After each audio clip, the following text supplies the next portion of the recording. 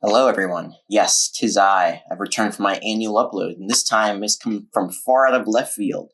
Today I'm going to be power scaling all notable and named combatants from the Minecraft fanfiction, Minecraft. Now, if you have never heard of that, well, number one, link is in the description. You should read it. And number two, Minecraft is a long-running Minecraft fanfiction filled with, it's got quite a good plot and it's well known, and it's probably the best written Minecraft fanfiction on the internet. At the very least, it's one of the best. So you should read it if you haven't. And if you're watching this without reading it, well, I mean, you're going to be a little confused, so you should read it. Moving on from that, before we start talking, I'm going to have to lay out some ground rules. Number one is that people beyond the scopes of parts 1 and 2 of Minecraft will not be ranked. I'm mostly talking about the executives and the stray paragons who show up, I think, in the Lazuli arc. It is. This is because they have no feats, and if they do have feats, they don't. But if they did have feats, they would be so far beyond the scale of all the characters in this part, minus carries. They would destroy the scale, and we can't have that. So they're not ranked. Number two is that I'm going to be talking freely about everything that happens in parts 1 to 2. Anything beyond part 3 will be marked specifically with this spoiler tag. Hopefully it's on screen right now. I'm assuming you've read parts 1 and 2 if you're watching this, but again, if you haven't, link is in the description. There will be spoilers for those two parts. Otherwise, you are good to go.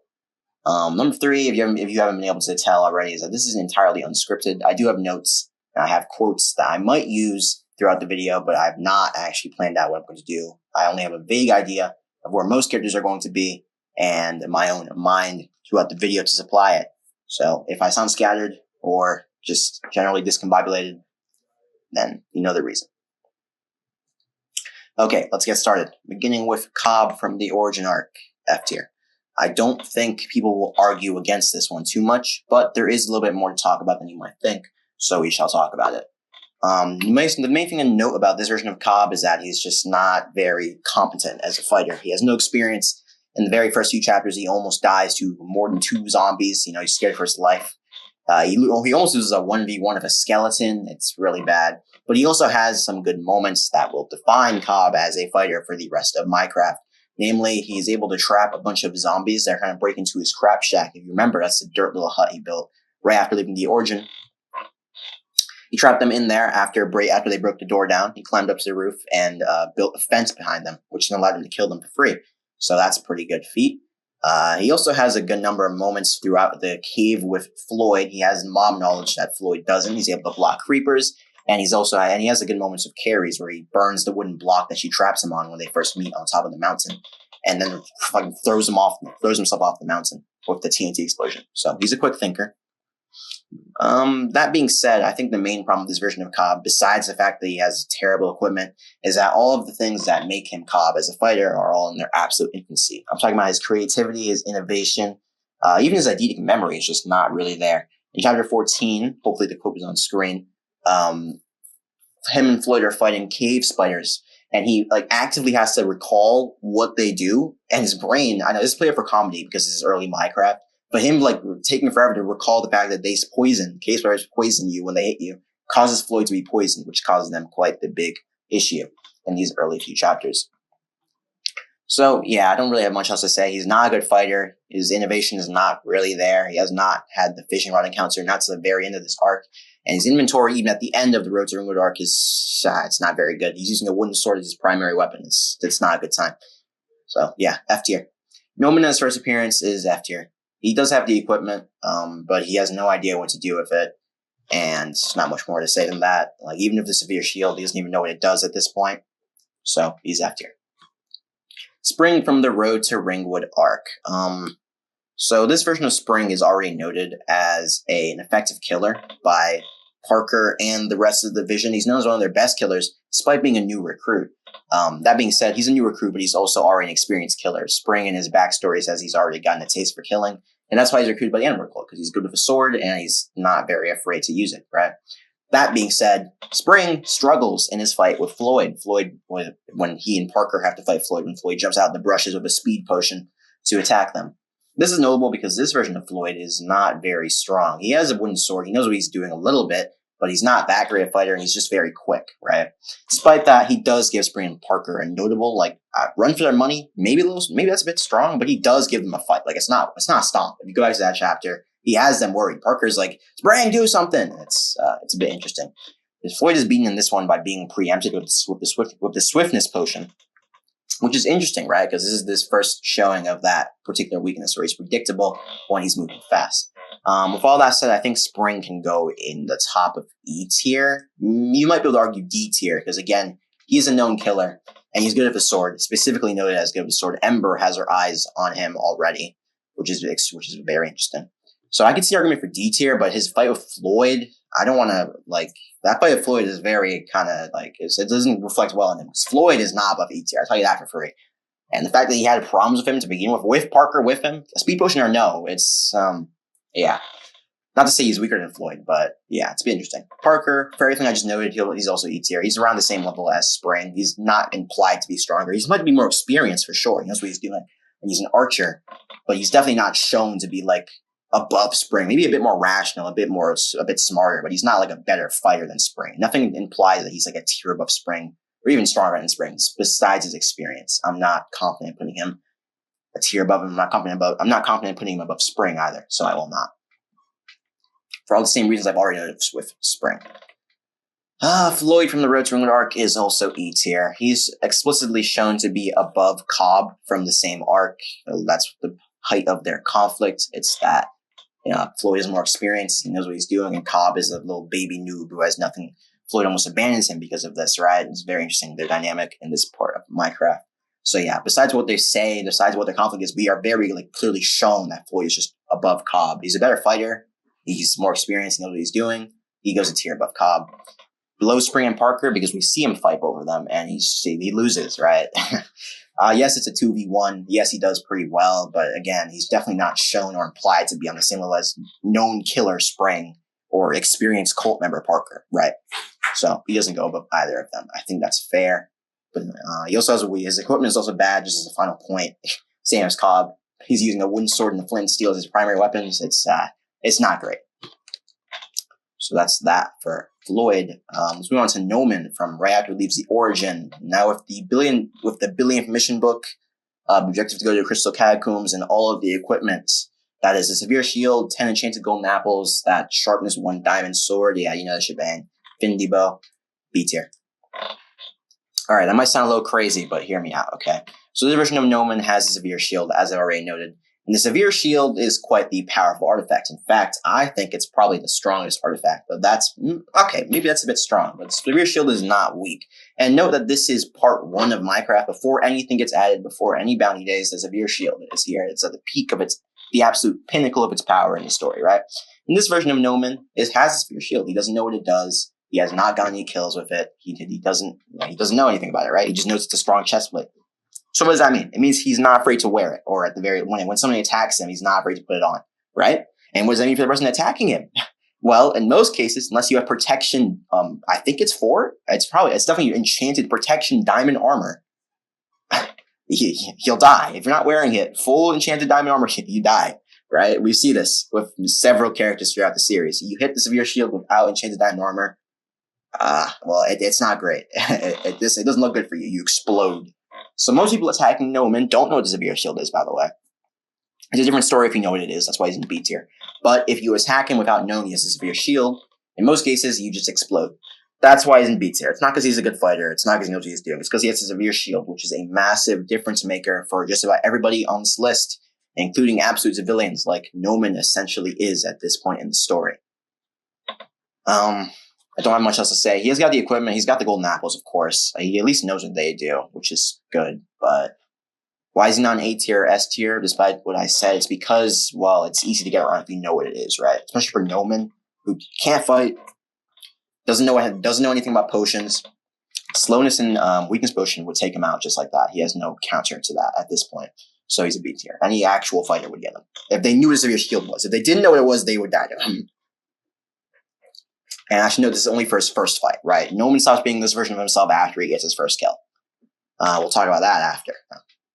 Gamble is one of those random cultists that dies to carries. I'd like to put him, I think there's nothing to imply he's above grunt level, which should be the same level as Parker and Spring, maybe slightly lower. I'll put him below Floyd. Below Floyd? I think below Floyd is probably fair. Probably the same level as Floyd. Or is it harsh for a trained cultist? Okay, I'll put him above Floyd. Artist is, again, random cult grunt. Assumably, he should be like the base grunt level, which should be like on a similar to Floyd, at least, at absolute worst. Donnie, same. Carrie is in her first appearance before anything in later chapters is S tier. Where do I start with Carrie's? Well, let's start with her equipment. She's equipped with a fire aspect diamond sword, an iron sword of sharpness 3 and knockback 2. Her gold sword, which has looting and sharpness 5. She's got full enchanted diamond armor of protection, and I think, is it, I don't remember the enchantment. I know it's protection, diamond armor. She also has her 2 bows. One has infinity and fire aspect on it. Another has power 5. She's got an entire host of potions. God knows how many of them. She seems to be able to pull up whatever she wants in any bad situation. She's shown to take on just about, 10, 15 people at a time. Even now, every appearance she has, she's taking on many foes with low to no difficulty. Yeah, I think S tier is fair for Carries. Equipped with probably what is the greatest combat IQ and definitely the highest just instinct in terms of fighting and that we've seen. Yeah, Carries is an S tier. Before anything happens with her, with what she gets after part 2. Yeah, she's definitely S tier. Moving on.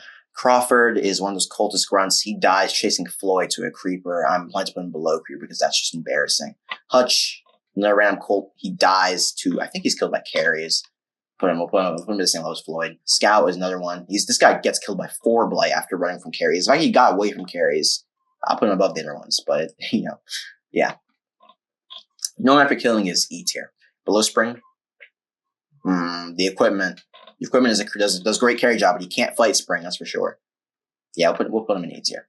He's not willing to wear the severe shield anymore, obviously. He's scared of killing people, but he still has all the equipment that the Billionth has. The enchanted golden apples, the sharpness 1 diamond sword, which he does use at this point, and his bow, which he doesn't even know how to use at this point, so take that as he will. But he's above all that, he's still basically a non-combatant. He has no experience. This version of Noman trains to fight mobs. So we can say he can kill mobs, but he has no real combat experience against crafters at this point, right? E tier, I think, is fair. 4 blight, a lieutenant. Does he have any feats in part 1 and 2? Not besides aura farming on his own cult grunts. I'll put him in A tier because he is a lieutenant, and besides anything he does later on, we know lieutenants are very strong. They're well regarded. And we know from a lead stripe that they tend to be they're quite capable. So if we want to scale forward by putting him relative to lead stripe, though, within parts 1 and 2, you don't know that besides narrative framing, you can put him in A tier. Now, if we want to actually scale him, we have to look very far in the future. And this is the part where I put a spoiler on the screen. This, I think, goes up to chapter 153. I'm talking about the darkest arc here. So you can skip to this point on the video if you don't want to hear it. Okay. Let's talk about 4 blight from the darkest arc. Obviously, this guy shows up during the tragedy of Ringwood to fight Iron Lung, right? And Iron Lung is a captain of Ringwood.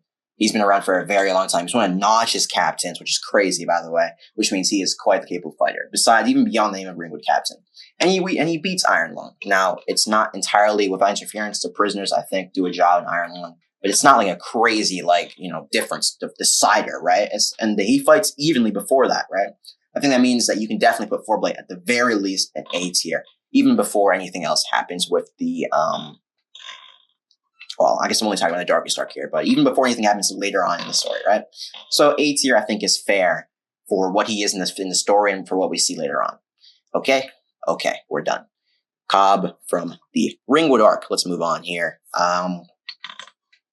Definitely E tier. I'm just debating above Noman, yeah. Above Spring? And a direct fight with Spring? Probably not. Yeah, I think that's fair. And Floyd is a little... I'll put him here. Yeah. Cobb from the Ringwood arc, before I even say anything, he's got his fishing rod, and this is a massive buff. Why? Because his very first usage is him fighting several grunts, and he throws them around. He does a really good job. Despite the fact this is the first time we ever see him using a fishing rod in actual combat. So what does that say? Well, it's a massive difference maker. We know that Cobb with his fishing rod is quite the monster. And now with that to his inventory, well, we have a lot to say here. I think the biggest difference, besides his fishing rod, though, is the difference in mentality that this version of Cobb has. This version of Cobb, from after his fight with Carries, is just a lot more amendable to acting during a fight and just quick thinking. Again, we're talking about his fight with the grunts with Kane. I'm sorry, Kane's grunts in the bar where he gets arrested by Wynn. In that fight, he uses a flint and steel to just burn tables. He moves quickly. He's just a lot more amenable to fighting. A lot more capable than Road to Ringwood or Cobb, which is why he's a tier above him. He's just a much better fighter. Even though the main problem, which persists, is that his inventory, his equipment is not very good. Later on in the arc, he gets his Sharpness 1 golden sword, which does help, of course, but it's not ideal, and he has no armor to speak of. I guess, unless you want to count the letter chest plate. What else do I have to say about this version of Cobb? Well, he himself states that he's still trying things out. Hopefully the quote is on screen. He's still learning how to do stuff. He's not a great fighter. He learns how he learns some swordplay when he spars with Iron Lung. He lands a hit on Iron Lung, which is interesting because the guards say that no one has ever managed that. We know that's a lie, but what that means is that in the scale of the guards within that time frame of Cobb being in Ringwood is that no one's gotten hit on him. So is he stronger than the average Ringwood guard, the average trainee? I mean, he's probably not. He's probably on a similar level in terms of stray ability, which is, again, interesting. But yeah, do I have anything else to say here? No, I mean, he gets a lick on Wynn. Good on him for using the fishing rod, but he's so far below Wynn that it's not funny. You know, his absolute best feat against her is that he can annoy her a lot. And that's all I have to say on this version of Cobb. He's gotten a lot better from the last arc, but he's still bottom tier, aside from his creativity. Floyd from the Ringwood arc and the week-long travel to Daymonte, where we see him, which is the last time we see him in part 2. He goes probably in the same tier as Cobb, same level as Cobb. Yeah. And we'll move both of these guys up here. Yeah, I think that's fair. All right. Yeah. So I think, he's still a better fighter than Cobb, definitely. But the gap is closed a good amount. Cobb is shown to just be when they're fighting the 10 grunts in the park of Ringwood, he's shown to be stronger than Cobb, sure, but not by a lot. But just they're fighting the same tier, which is a long distance from the Road to Ringwood arc, where Floyd is just blatantly just far above him in terms of just about everything besides some mob knowledge, right? This version of Floyd, what do we see him do? I guess in the week-long travel to Daymonte, he spars with Soul, who's not on the list yet, but Soul is quite a bit stronger than most grunts up to this point. And he's able to keep up with Soul. Soul specifically says that normally he's struggling to keep up and Floyd zips around him, but because of Floyd's sleep deprivation at this point in the story, he's finding it easy. What does that mean? It means Soul seems to think Floyd is a pretty good challenge, which is interesting because Soul is quite capable. Besides that, I don't have much else to say. He takes on grunts. He's the same level as Cobb. He's an all right fighter. He's got a lot of potential. We know this. E tier, I think, is fair for what we're going to talk about next. Creation Spark is essentially a non-combatant, which makes her hard to scale. But despite the fact that she is a non-combatant, and Noman says a few times that Spark isn't really a fighter, we do see her do enough for me to be comfortable. Comfortable? I wouldn't call it comfortable. We see enough from her to see her scale the tier list. I'll put her in E tier, I think. She's been around for a while, obviously. She has her own home in the mountains. She has connections in Ringwood, and she's helped out a lot of newbies just from what we see in her library and the notes in her chest. We see during Noman's fight with Don Piano, who's next in the tier list. That's funny. She's able to at least send him off by being invisible. Kicks his legs. Good on her. She's just not a direct combatant. I think E tier is fair. Invisible. We don't see her fight mobs. We don't see her fight directly. She uses her potions, and that's just about it. Yeah, I think E tier is fair. We don't really have many scalable feats besides what we see and what's said.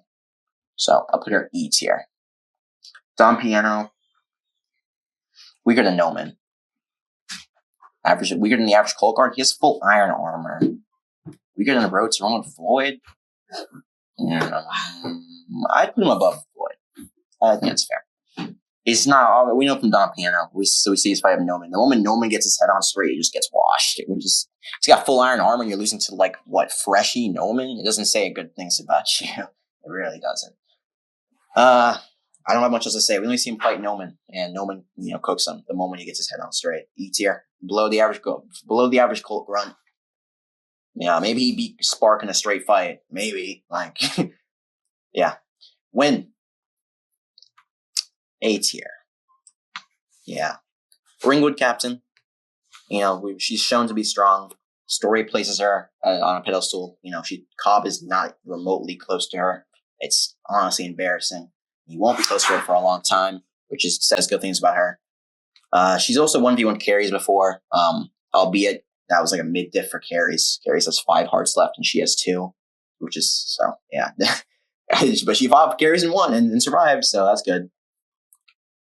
We see her several times. She fights multiple goons,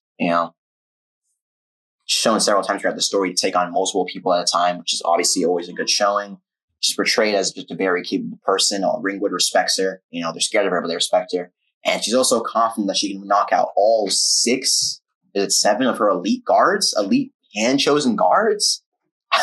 Either those guards are sorry or yeah. I think her greatest feat, besides everything else we see from her, is that, before she's even trained, when she's a trainee, she fights Iron Lung. And she beats him in a straight spar. Iron Lung, who's, again, got captain since Notch. We don't know how long ago this was. It was a long while ago.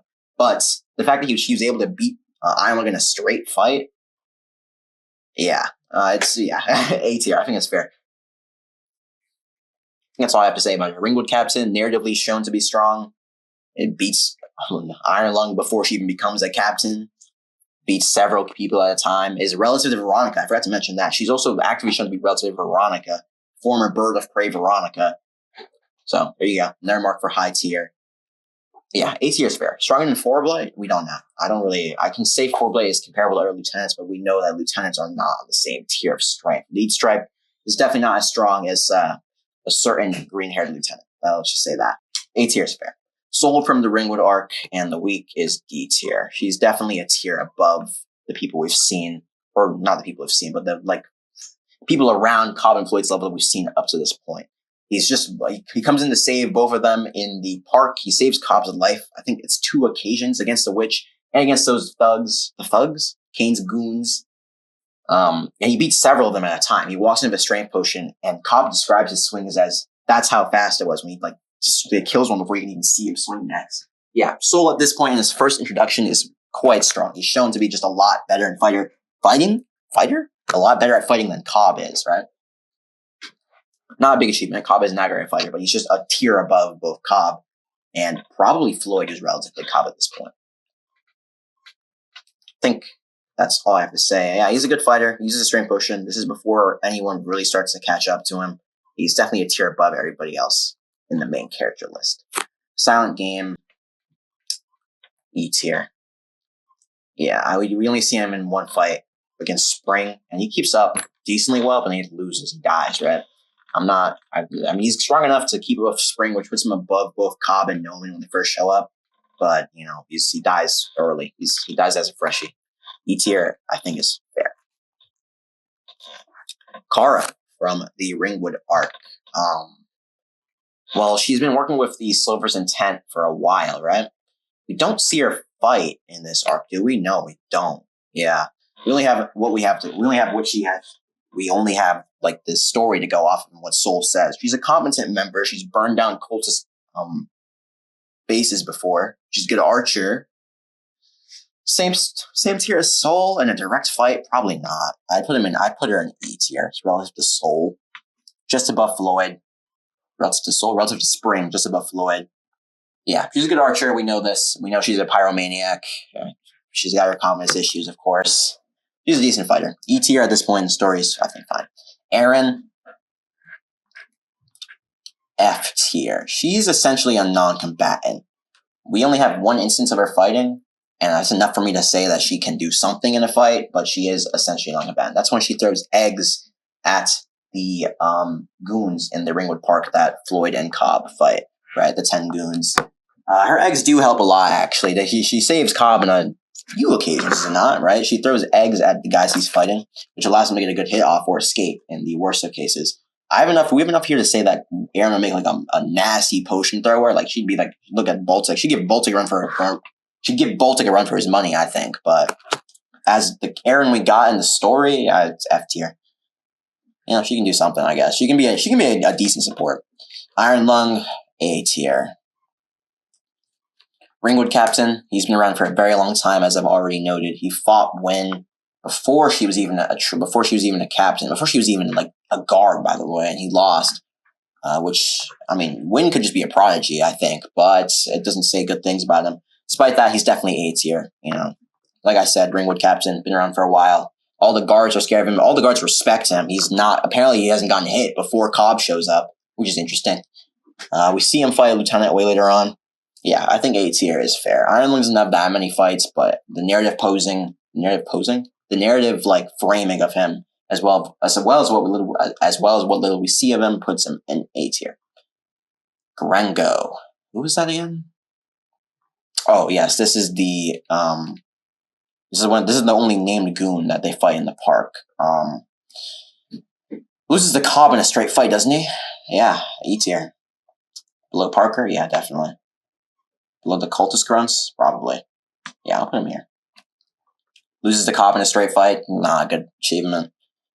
Yeah, Grengo goes into E tier.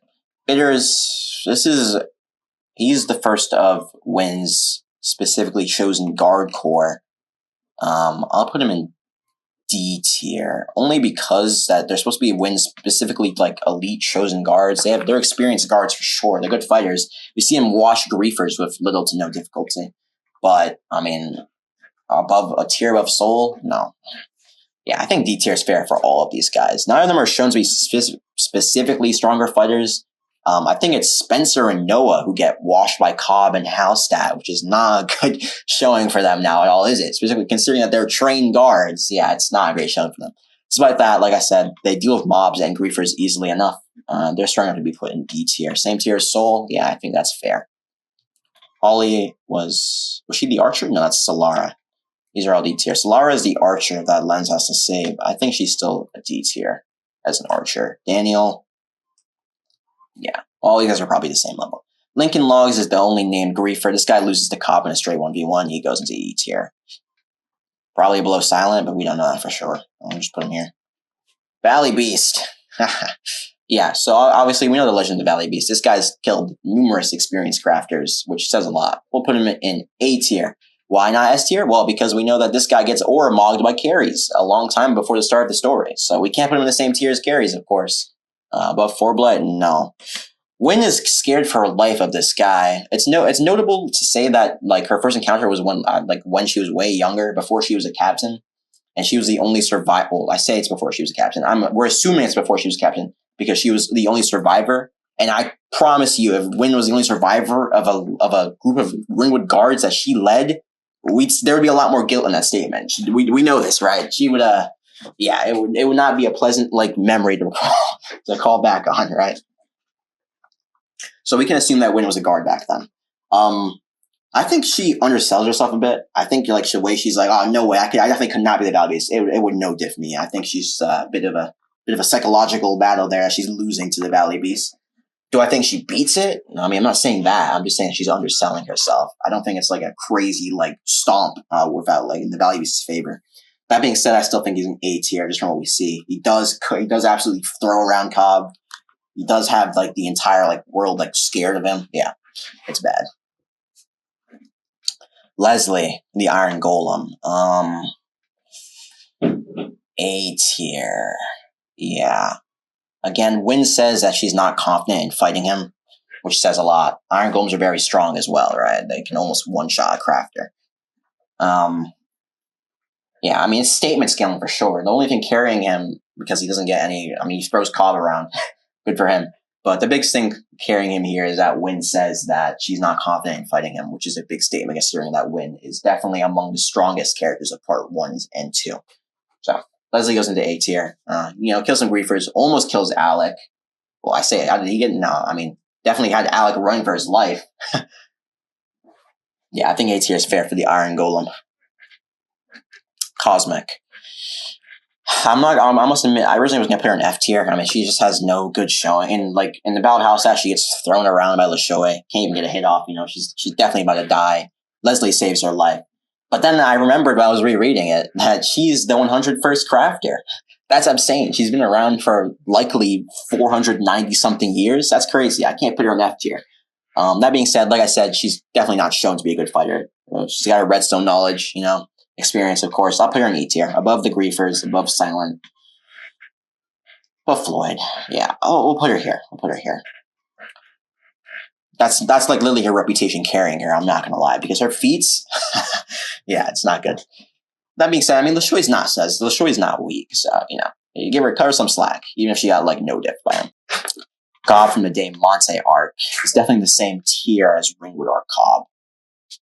Put him here. He's basically the same as Ringwood or Cobb. He's a bit more experienced from a week-long travel. Scott's fishing rod's better at that. All the guards respect him. Just those guards might be sorry. I'm not gonna lie, but they all respect him for his fishing rod skills.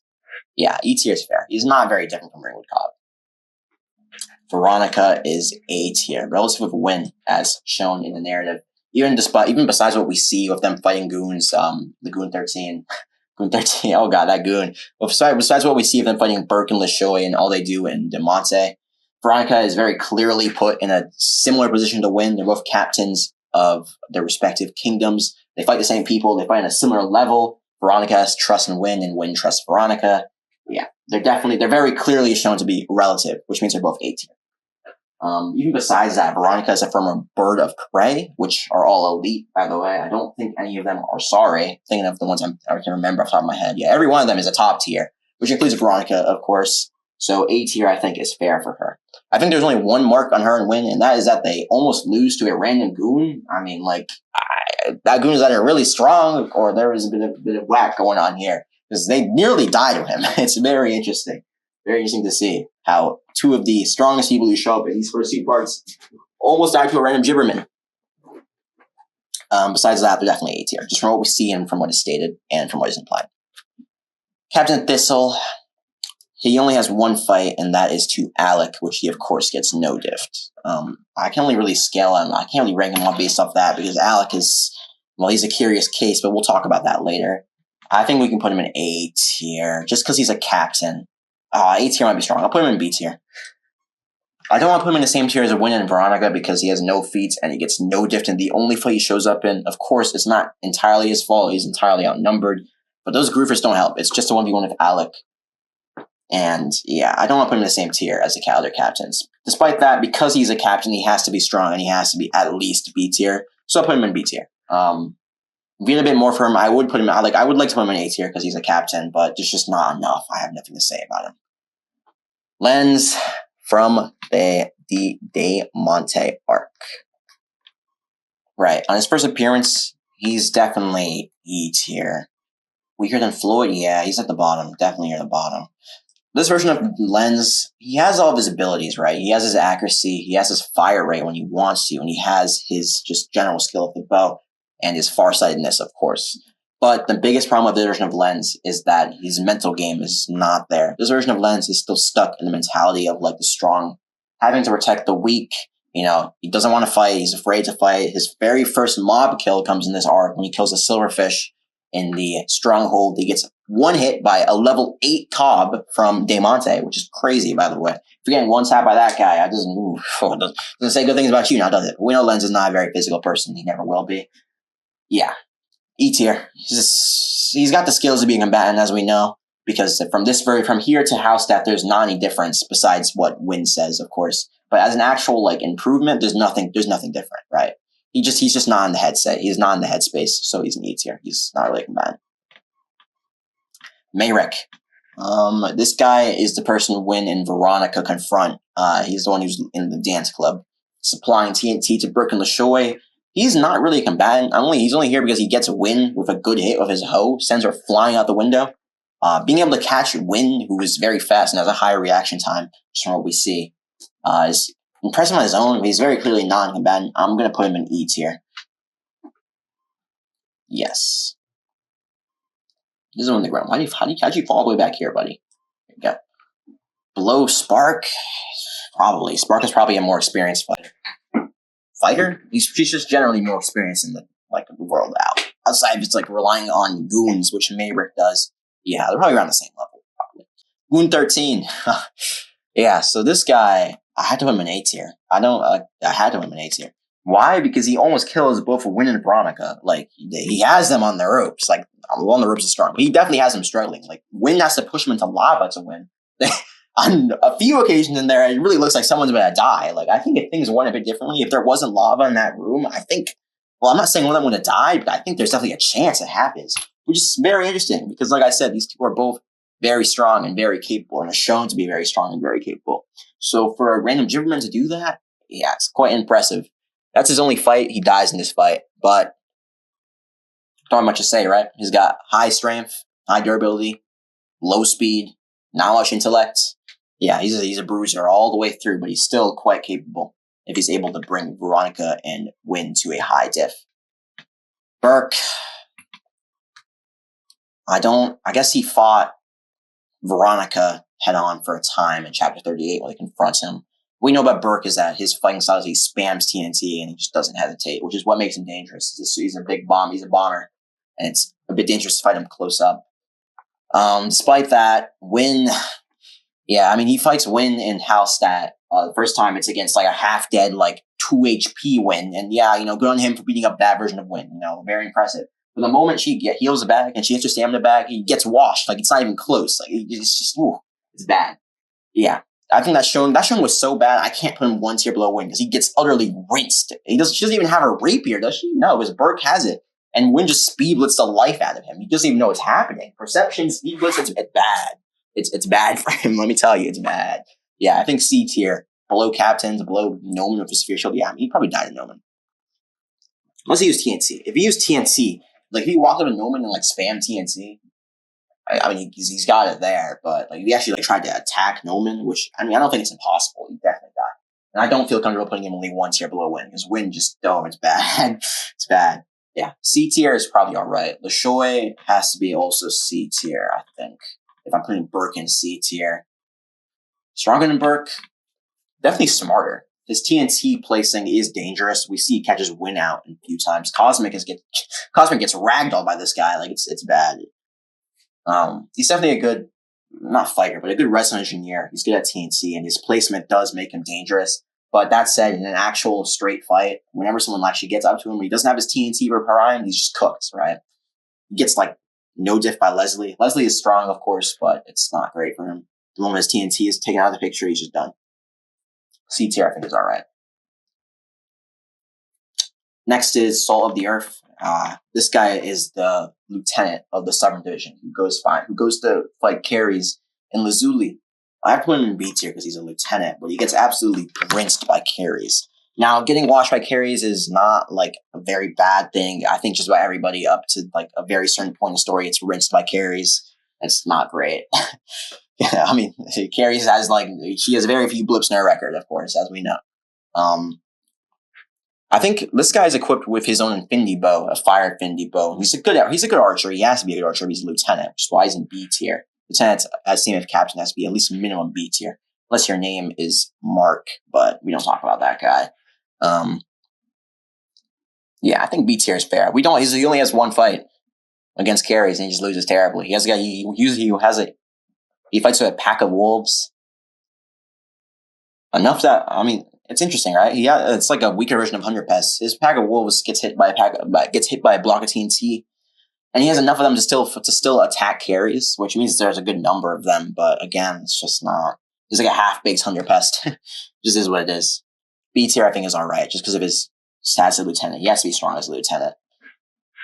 Noman of the Dover Plains and the Noman arc.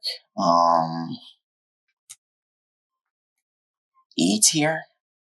Yeah, I think E tier is alright. Again, Noman at this point is still carried by his equipment. He's entirely aware of his mission, of course. He knows everything he has to do. He has the book from the catacombs telling him all the artifacts and what they do, and that's why he's in Dover Plains, right? He still has his enchanted golden apples. He now has an 8-minute invisibility potion. Still does not know how to use Infinity Bow. But as we see from this version of Noman, he's become an actual strong. He's become a fighter. He knows what he's doing, right? he can pretty much like he takes care of mobs without any difficulty. And his fight with Zero, well, we can talk about Zero in a moment. First we'll talk about Lead Stripe. Obviously, Dover Plains' first genuine opponent is Lead Stripe. And Lead Stripe, alongside him and Marble, well, let's just say it's not good. They got thrown around by Lead Stripe. I think Marble gets one hit off of that guy, right?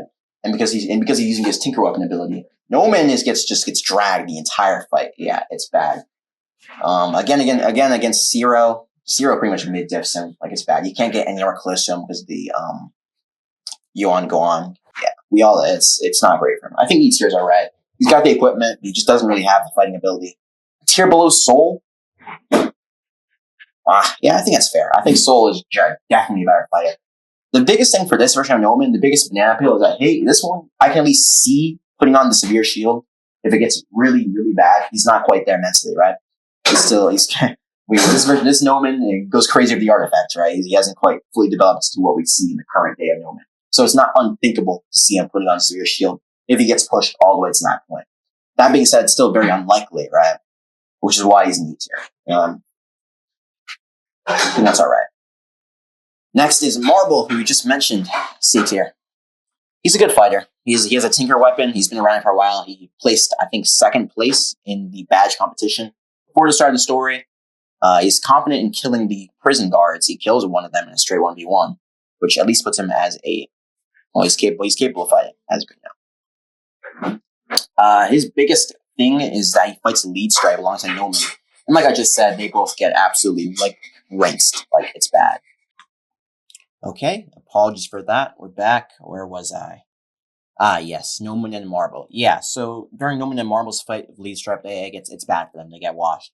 It's a low to mid diff for Lead Stripe. I think they have a single hit on him, and that is through Marble's Tinker Weapon, which says more about Marble, which says a good amount about Marble. He landed a hit against an N-word cult lieutenant, but it doesn't change the fact that they do get low diff by him. Yeah, he's a competent fighter. He's not an exceptional fighter, at least not right now. I don't think he ever becomes an exceptional fighter. And that's all I can really say about him, Even against Zero, he does alright. But they jumped a life in a Zero in that fight, so yeah. He's alright. He's a competent fighter. C tier, I think, is alright for him. Nana Widow, without the severe shield, is essentially a non-combatant, but she's been around for a while. Everyone describes her as an old woman. And we know that appearances do have some sort of effects. We know for Baltic, who's an old guy, does have some movement problems. Okay, I'll put her below. I'll put her above. Okay, below. Yeah, Ring of Arc. She's been around for a while, but she's essentially a non-combatant, which is said by most people. Everyone, when they talk about the next version of Nana Widow with severe shield, they're saying, "Oh, it's an old woman who's doing all this." Yeah, she's B tier. This is the same reason for Noman being up here, right? Severe shield is a massive difference maker, but the big difference, I can say that it's different from Noman, is that we actually see her fight, right? She walks out there and just absolutely massacres a lot of actual combatants. They fight the guards off, the prison guards, and win. And she saunters out there and just kills them, no diffs them. They have no chance. They have no response against her, none at all. Besides the potions, which is how they beat her. They throw a weakness and slows potion at her, and then take the chestplate off her. Again, the same reason why Noman is in B tier. It's that she's essentially a non-combatant wearing a crazy chestplate, an artifact. That's a massive difference maker for anybody who's weak, as we see in live time with Nana Widow. It's just that the only weakness is that if you are a non-combatant, you probably have no real response to throwing potions at you. And potions are about the only weak point of Severe Shield at this point in the story. I don't have anything else to say. The Severe Shield is crazy. Yeah, Zero, on his first appearance, definitely A tier. Stronger than Wynn and Veronica? Yeah, I think so, yeah. With the Yang Guang and his crazy archery, we know Zero, every time he fights, he just has crazy control of the field. The TNT, the constant accuracy. He's able to intercept arrows, by the way. He's just very strong, right? And the artifact doesn't detract from it. A tier, I think, is the absolute least you can give him. Yes, he fights bums in the form of Noman during the during the Dover Plains arc, but he does have the artifacts. He does have a severe shield, by the way. This reminds me, he does tank a hit from severe shield, which is very interesting, isn't it? I don't know how he does that. I'd like to know what armor he has, but he does survive a hit from severe shield. And we know that Zero is very strong and he's very capable. He's been around for a long time. He's one of Notch's guards, and he has artifacts. Definitely an A tier fighter at the very least. Don't have much to say. Is anyone going to doubt Zero? Lead stripe. Within the scales of part 1 to 2, he's an A tier for sure. Stronger than Wynn and Veronica? Maybe. Doubtful though. He's probably relative to them. I'll put lead stripe here. Yeah, like I said, he low diffs, Noman and Marble at the same time in the 2v1. He's a lieutenant. He takes out guards with little to no difficulty. Yeah, you know how it goes. I specifically say within the scale of part 1 to 2 because if we expand this by, honestly, yeah, even 2 parts, he probably would drop. But within the characters that we see in parts 1 and 2, I think A tier is fair for him. Yeah. Next is Slime Girl Trio, Legolas, Bethany Righty. I mean, they're able to avoid Seer's exploding arrows. I think Legolas carries Noman out of the way of one in their fight. When I jump Zero alongside Marble, they do a good job of at least overwhelming him slightly. And their unique stretching properties allow them to dodge stuff that guys otherwise would definitely hit them. I think one of them stretches around one of Zero's arrows, right, in their fight. Yeah, I mean, the thing holding them back is that they're a slime hybrid, which means they do, like, no damage, essentially. Excuse me. But besides that, I think E tier will be fair, right? Yeah, I mean, the slime hybrid is not that strong, and they generally are not shown to be that strong. Definitely weaker than Noman. Weaker than Cobb, probably. Spring. I think this should be fair. Yeah. E tier. I mean, because they're generally, like, by being mob hybrids, you can't put them too low, but because they're slime hybrids specifically, and they aren't that strong beyond their natural just mob damage, yeah, I think E tier is fair. They have enough, like, unique properties, and, I mean, you could maybe call them hacks, right? Stretching around arrows, yeah, definitely. They have enough hacks and unique properties that I think E tier is fine. But against any actual, like, combatants, and they're not getting, like, jumped by, like, 2 other people, like, alongside them, yeah, I think E tier is fair. The final version of Cobb in this tier list is Halstead Arc Cobb, and he goes, I think, firmly into D tier. Cobb of the Halstead Arc is pretty much the same as Daymonte Arc. Again, the difference here is the mental, right? It makes it an active, conscious decision to protect the town from what is almost definitely unstoppable odds to the rest of the world. In this arc, we get to see him spar with Wynn. He gets washed. There's no difference from Ringwood. The difference between him and Wynn is still embarrassing. It's not good. This is his first usage of the mob flail in this arc. He throws a zombie at Wynn, I think. And of course, the mob flail is the thing that ultimately kills Alec. It's a big increase in his versatility. I think the biggest thing for Cobb in this arc, before we start talking about Alec, is that he kind of just no diffs the guards. Spencer and I think it's Noah. When they try to stop him from going to save Wynn, he takes out his fishing rod and they can't even do anything. He generally just throws them together and they don't have any response. Like it's bad. It's bad. I think that is one of the worst points for the guards. They're just getting no diff by Halstead Cobb. I mean, I don't know. I mean, like, it's not a straight fight. Of course, he's only trying to distract them. But the fact that they have no response, and they're like, hold on, Cobb, put on the fishing rod. Let's calm down. Again, this is played up for comedy early in Minecraft, but it's the fact that he can even do that to them is crazy. Trained, hand-picked guards, by the way. Like, I don't know. Those guards are just a tad bit fraudulent, in my humble opinion. But that's besides the point. This version of Cobb, I think the greatest example of his improvement is against Alec. He doesn't really do that well in a straight fight against Alec. Of course, Alec, being a hacker, has, well, no other way to put it than hacks, but yeah. His biggest feat against Alec is that he's just generally annoying. Like, he's very resilient in his annoyance. Alec chases him around for a while before he corners him. I think that shows Cobb's improvement the most in this arc. He's just generally a lot more capable than he was in the past. Despite not having much in the way of AP, that is a critical weakness of Cobb for a very long time. He has essentially no AP. But his general just ability his staying power, honestly, his staying power is low, but just his ability to just be like, stay in that fight, just be a constant annoyance with his fishing rod, with his creativity, with whatever nonsense he has in his inventory. Yeah, I think that is this version of Cobb's strongest point. And of course, it is this, as well as his creativity, that allows him to become the first hacker slayer when he throws the charged creeper at Alec. Does this mean I think Cobb is stronger than Alec? No, I don't. Not in the slightest. But we'll talk about that more, I think, when we scale Alec here. For now, I think D tier is alright. This version of Cobb is generally capable. He throws those guards around somehow. Jesus Christ, those guards are a tad fraudulent. This is also a fun fact. This is the first time he uses an Ender Pearl and a fishing rod in the same fight. Very interesting. You know, I don't want to be that guy, but, you know, Ender Pearls and fishing rods, of course, have quite a bit of correlation. So, yeah. Next is Lenz from the Hallstatt arc. He goes up. He's definitely relative to Cobb. This version of Lenz fights several griefers off. He kills several griefers off. And the craziest part is there's no difference between this version of Lenz and the Daymonte version of Lenz. Besides, it's all mentality. It's all mental. I guess Wynn told them to never look away when he shoots an arrow. That's the only difference. Definitely D tier. Relative to Cobb. You can argue he might be stronger than Cobb just because the arrow, his fire rate is crazy. He genuinely fills those griefers up with air, like from very close distance, by the way. Like those griefers get killed before they even reach him. And a straight 1v1, this version of Cobb, he has answers, the Ender Pearl in his inventory in specific, but it's not a massive gap, which is crazy considering how it looked like in the Daymonte arc, right? That's what mental does to someone like Lenz, who had the tools to be strong from the very beginning, but just didn't have he wasn't in the headspace to do it. E tier. He also is just blatantly above Solara. It's stated directly that he's like shooting at a higher rate than Solara is. He does a lot better than Solara. Solara gets knocked out. Of course, Solara is the one that saves them when they jump off the wall. She's better conditioned than Lenz because she's a trained guard and Lenz isn't. Obviously, Lenz has no conditioning. We know this. But besides that, I think Lenz is very clearly above Solara. And not only, he's a strong person protecting a strong person, right? This is a big narrative arc where he proves that he's strong enough to protect a trained ringwood guard.